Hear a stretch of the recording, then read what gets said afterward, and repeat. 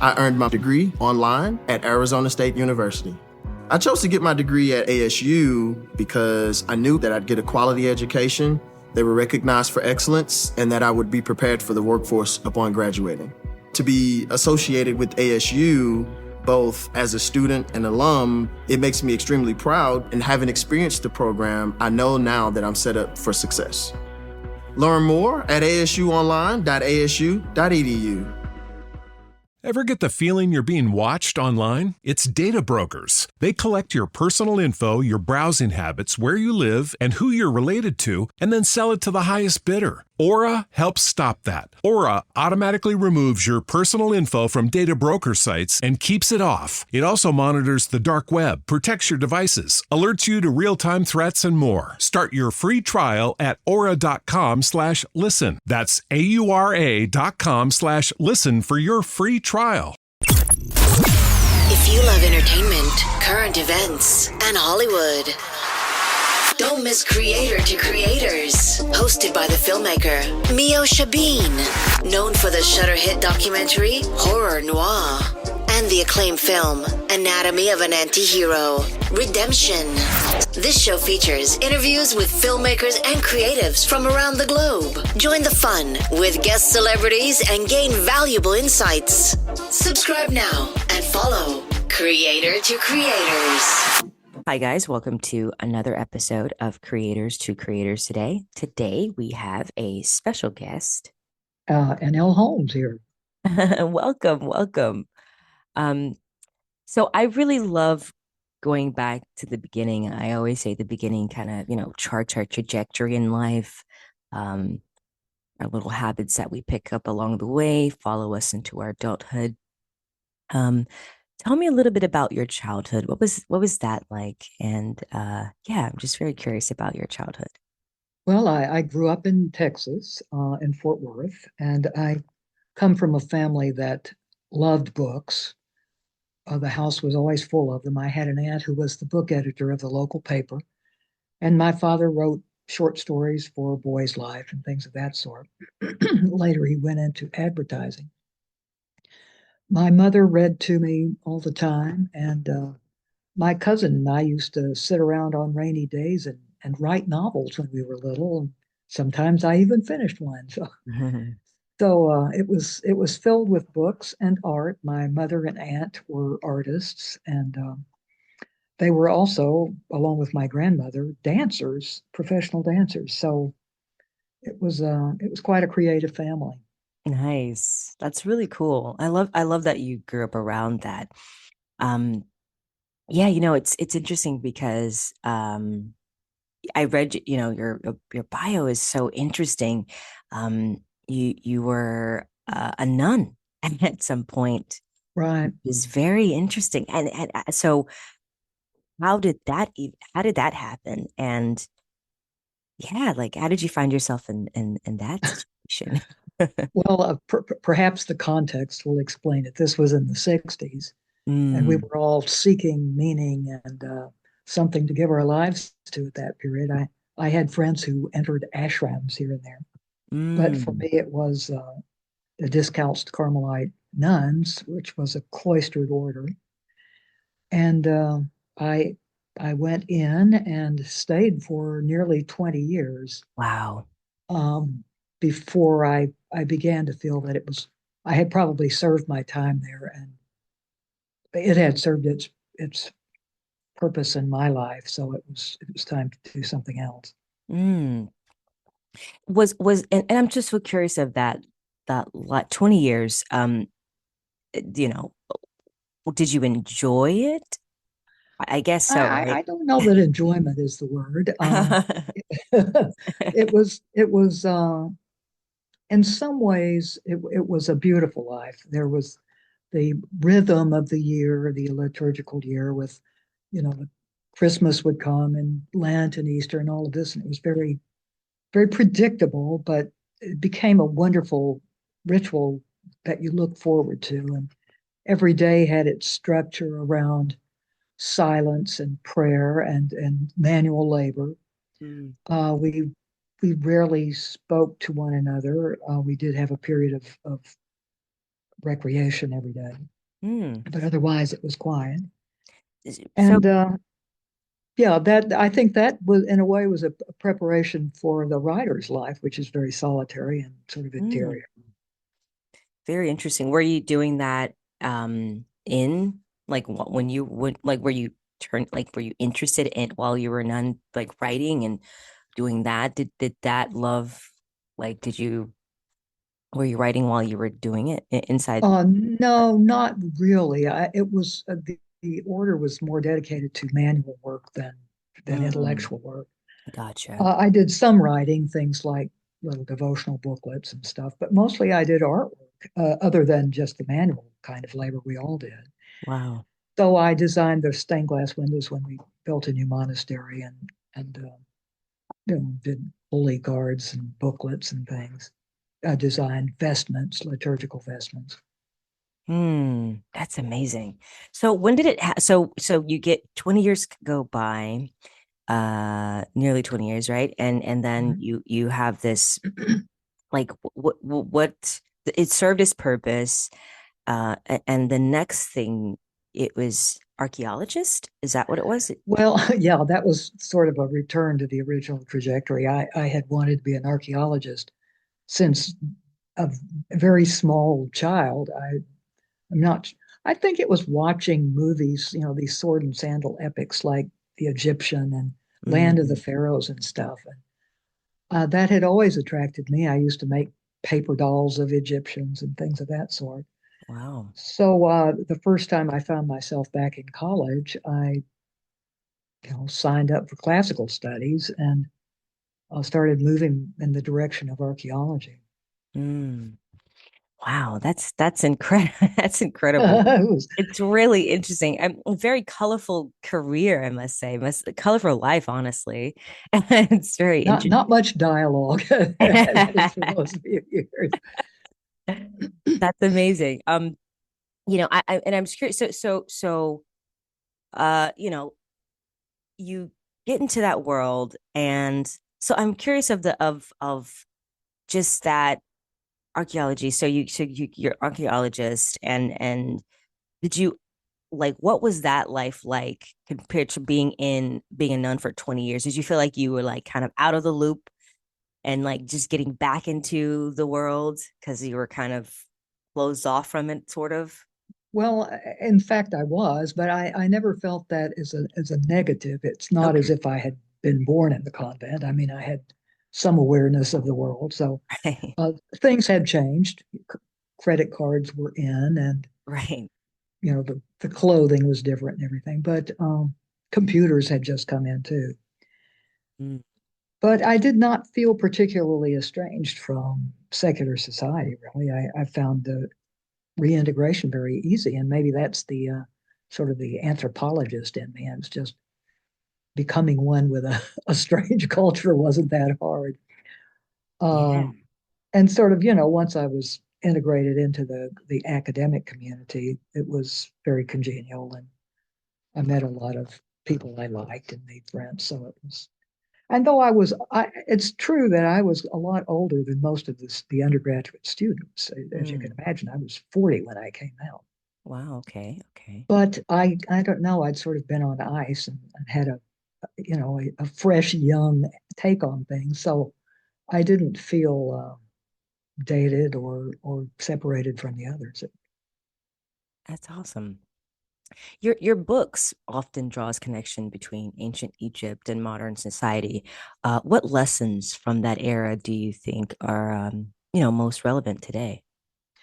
Well, I have to say that the Lord Hani Mysteries, which was a series of 6 books that takes place between the coming to the throne of Akhenaten, the so-called heretic pharaoh, and his death and immediate successors, and then the coming of Tutankhamun, his son, to the throne, was a period that paralleled with incredible accuracy what our world was going through as I was writing these things in the in the late teens and early 20s. For one thing, there was a plague going on. Mm, And then you had an enormous social upheaval with all the old values sort of overturned in a minute and people feeling very displaced and hmm angry and rebellious, and it was. I felt like we could learn a lot about our present dilemma by looking at this, at least this particular moment in the past. Sure. It's not that things ever repeat themselves exactly, but they kind of spiral around to the same general place over and over.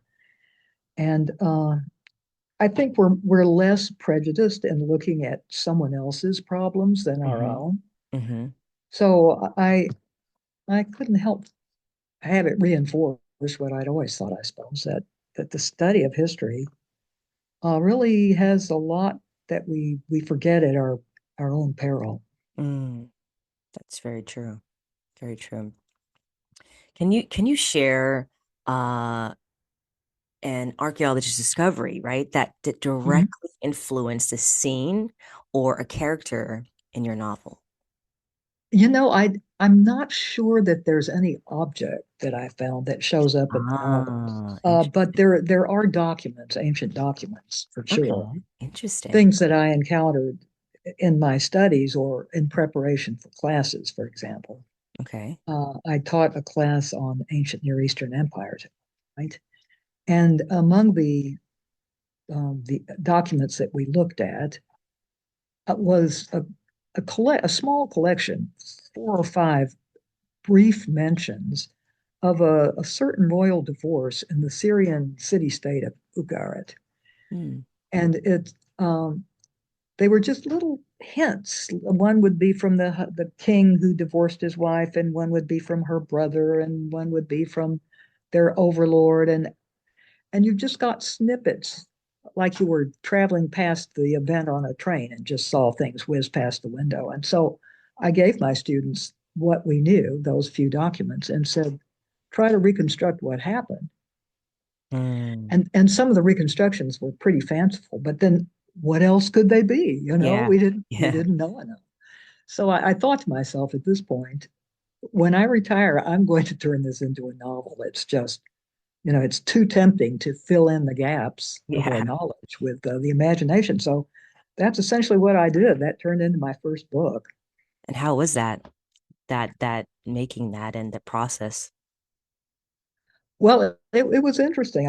I found it very congenial. I mean, when you're writing historiography, you have to restrain yourself and not use your imagination to Sure.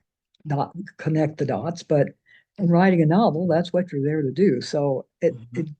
the history gives you a few pegs to hang your plot on, and then you develop the historical characters into somebody who would behave in a certain way. And, it was an eye-opening process, and I found I really loved it. And the rest, as they say, is history, at least modern history. Yeah, no, I love that. That's amazing. I mean, and yeah, yeah. I mean, you've written so many amazing books. Are there any books that you've written that were kind of hard to write or Yes, yes. The second book that I wrote, actually, which was also partly spurred by contemporary events and partly by some, events in the past, Mhm. was The Singer and Her Song that talked about some Syrian refugees. They keep seeming to happen Mhm. in the 13th century BC, and it was very, very painful to write, partly because of the situation, which was horrendous, in Yeah. which these people, they were musicians, a family of musicians, found themselves, and expelled from their city by its conquest by the Assyrians, and also because the protagonist was a very damaged person, and then Mm. on top of that, PTSD. So Mm. being in her head for months while I wrote this was just agony. I so wanted to finish this book. Yeah. I think she has a redeeming moment at the end, but it was hard. Yeah. That's amazing. Do you feel the pressure? Like, I mean, I don't know, like as a filmmaker, I do, when you're working with different companies or distribution, you have to have the certain things done at a certain time. Do you feel pressure to get something like to have like to meet deadlines and how do you deal with that? Well, and for the most part, I have published my books independently, which means Nice. I'm the boss. I I don't have love to pay that. anyone's deadline. And I've also published some through a publishing house, and there I did feel a deadline, Yeah. in part because both of those books were promised to them as a serial to be published serially through an experimental format that Amazon had called Vela. Hmm. And that meant you had to turn out 1,500 words or something every week. And Wow. it was grueling. For one thing, you lose track of your plot. I Right. found it very hard. But for the most part, I do write unusually fast, perhaps, and it's partly because I don't know. I guess now I have my characters and my settings all established, and I don't have to do a lot of research between books. That's So good. I can produce two of these sort of lightweight, um, cozy mysteries a year That's easily. that's I don't amazing. yeah, I don't have to, rush or feel any pressure. Wow, that's awesome. How did you approach expanding your original ideas into like three interconnected series, right? Like, did any surprise themes or characters emerge during that process? Yes, actually, it's surprising. I don't think people really set out to embed themes. You're Sure, thinking about plots and characterizations and things like that. sure. But in writing the Lord Hani mysteries, the first of the series that I set in Egypt, I was basing this on real characters and everything. Hmm. And one of the very few things we knew about Lord Hani, who was a diplomat, was the name of his father, because that's the way they identified themselves, like a surname. Hmm. So his father became a character in the book, and uh, therefore their relationship became a kind of a major thing. And then Hani's children play a big role. His In the first book, his son goes over to the dark side with the so-called reforms of Akhenaten, and there Hmm. were a lot of issues throughout the books that dealt with children and their parents and kind of how you carry the burden of your forebears without even knowing it. And so that became a kind of theme. And then the second series that was spun off of that is further adventures of Hani's family in the person of his daughter, Nefret, his youngest daughter, Hmm. whom we have already met as a physician. And she and her partners set out to solve murders, much as her father did. And there's still that interplay between her and her parents, and her and her brothers and sisters, and the grandparents and everything. So Yeah, it's a continuing thing. that's awesome. I love that. It's so I mean, not everybody, not many people can do that, and you do it so effortlessly. Um, I don't know. I'm what they call cancer. Some people plot in advance, what we call the plotters, hmm. lay everything out, outline it and everything. I'm not that kind of writer. I have to. I tried that on the first book, and I Hmm. thought I would die. I would sit there with a blank piece of paper trying to put my plot down in basic steps, and I couldn't come up with anything. I just thought, well, I have no imagination. I just can't write. But Is when I it, started the other method, which is uh, simply to start writing and let the plot spin itself out, then I found that very congenial. I love that. So is that a thing? Because I've talked to a few authors in my time on the show, and I always say, people say, oh, writer's block. So some people say it doesn't exist, some people say it does. So is there such thing as writer's block? You know what I think it is trying to write in the way that is not congenial for you. I Mm, think that had I persisted in trying to plot before I wrote, sure. I would have been in a state of permanent writer's block. Mm. So, that's my little piece of advice to writers. Just don't be too sure that's the way you have to do it, even though that's what books may tell you. Sure. Absolutely. Um, nowadays, with all everything's happening politically, just how the world is now, it's completely just it just feels like there's so many things happening around the world. And it feels like it's so heavy, Yeah. with all the issues that are happening in the world. But I'm just curious with the parallel today, how does this political and cultural shift in ancient Egypt reflect modern day issues? And were there any parallels that surprised you during your research? Yes, and I think what we were going through in, say, the late teens and early 20s when I was writing that series, more political series, Mm-hmm. um, it helped me to write about the ancient situation because, in a way, we were experiencing that too. And I could see all around me how dislocating it was for people. For Yeah. one thing, we had the COVID epidemic going on, Yeah. and they too had a plague. We had kind of a cultural dislocation with wokeism and those who were rebelling against it. And it was, people were mad. I mean, really mad. And you had parties rising up that wanted to tear everything back down. And it was very much like what was happening then. Akhenaten was, of course, an absolute ruler. When he Mm-hmm. came to the throne, he could decree any changes he wanted. And so he decided to overturn the whole religious schema of Egypt, which was millennia old and Mm. embedded in every aspect of their culture. So he threw out gradually the worship of virtually all the gods, but predominantly Amun-Ra, the main sun god, Mm. and replaced it with the worship of the Aten, who was already known. I mean, he was like the visible face of the sun, but not a major object of cult. So Mm-hmm. that was the first jolt, and then he started suppressing the cult of Ra and the other gods. And they were not only a religious establishment, but an Mm. enormous economic engine. They owned, vast, like a quarter of the land in the country, and Wow. employed tens, if not hundreds of thousands of people. So you can imagine what happened. The whole economy just fell apart, and it was people were out of work.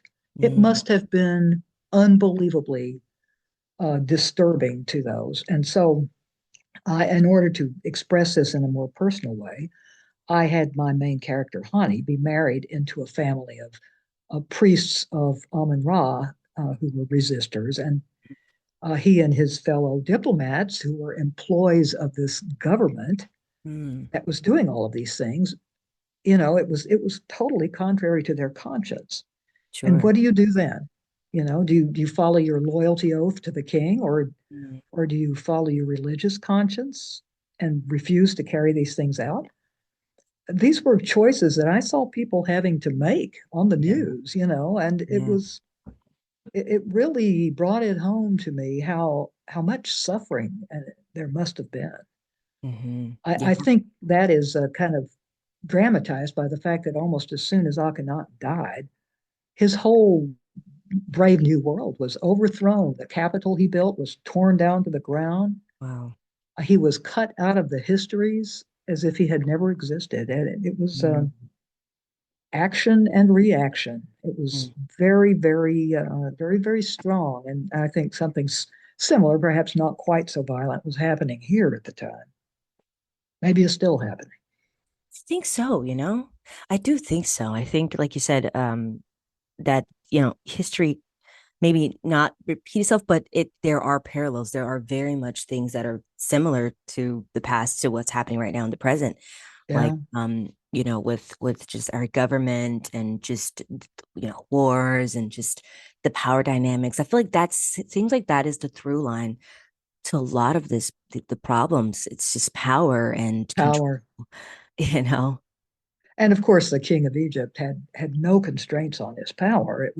He was an absolute ruler in every sense. I mean, he was the chief judge. He was the administrator. He was the priest. There was no separation of powers, no checks on him, and that can't end well.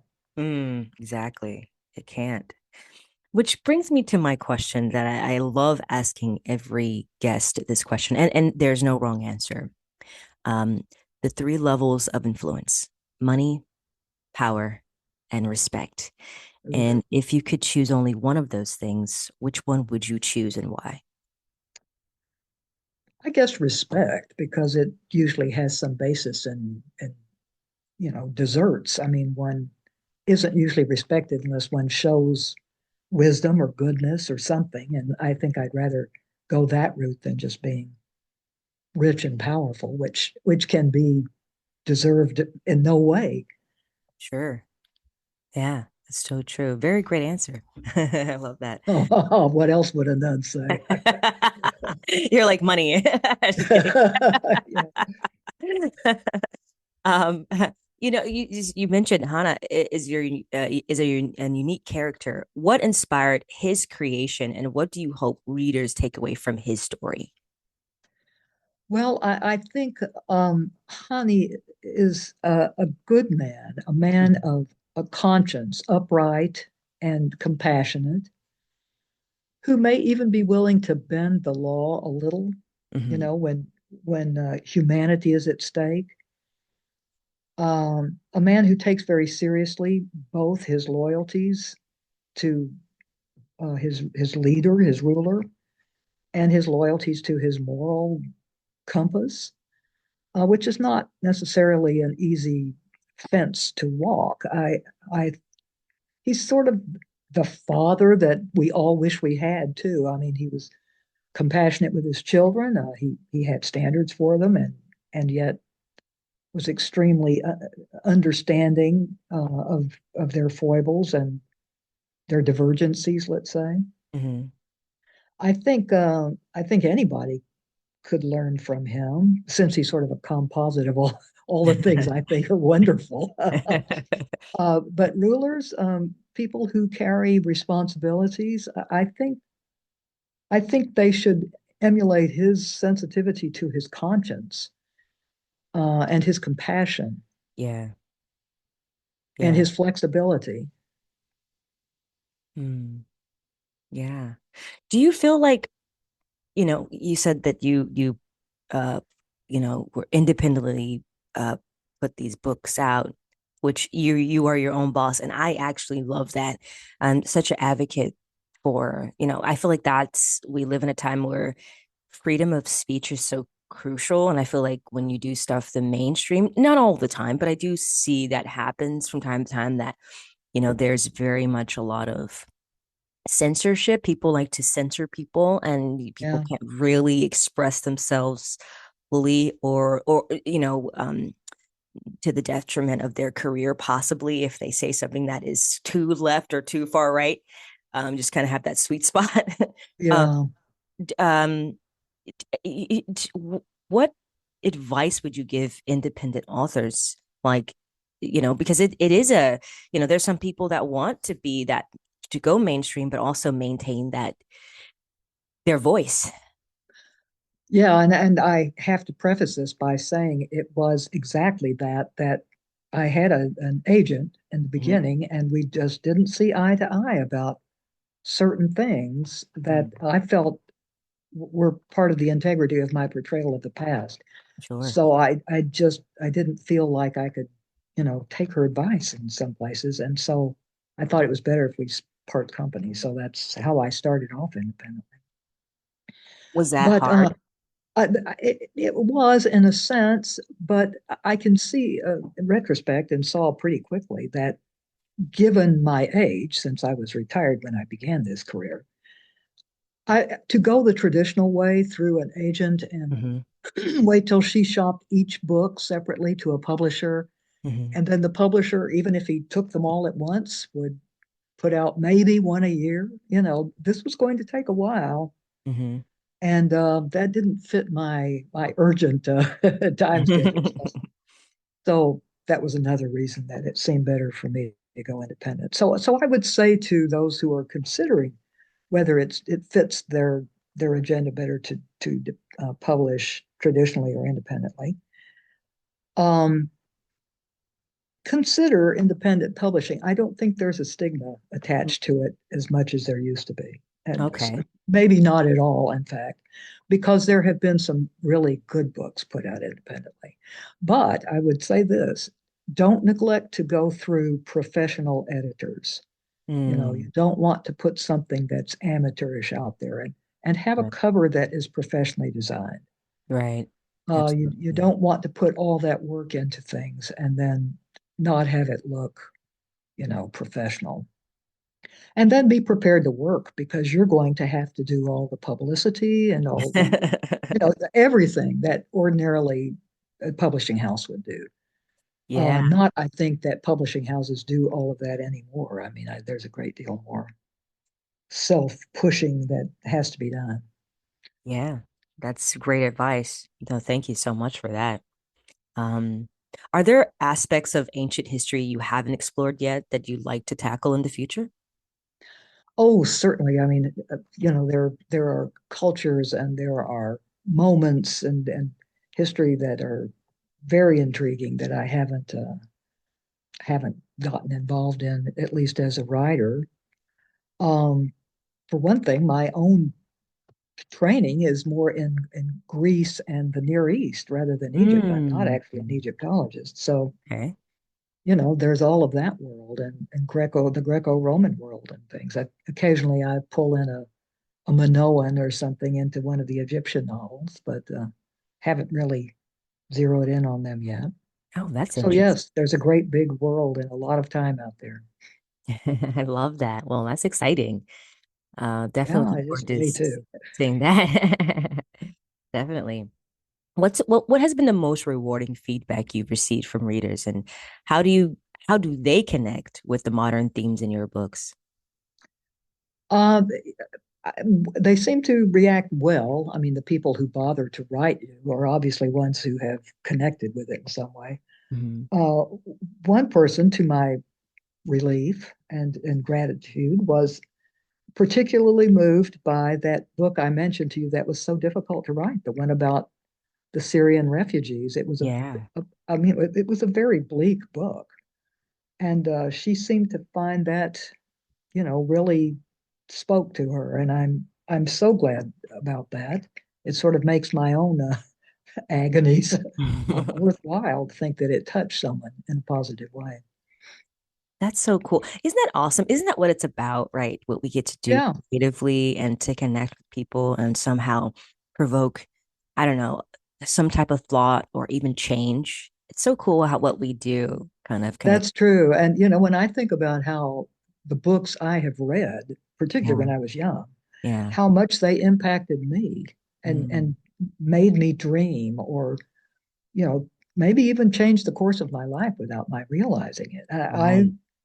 I would like to think that just as in the classroom I felt I could have an effect, I think that on the written page a writer can too. I think you can really touch people, even if it's only to amuse them, in a dark spot in their life. Yeah, absolutely. That's a beautiful thing that we have that kind. Do you feel like creatives have a responsibility?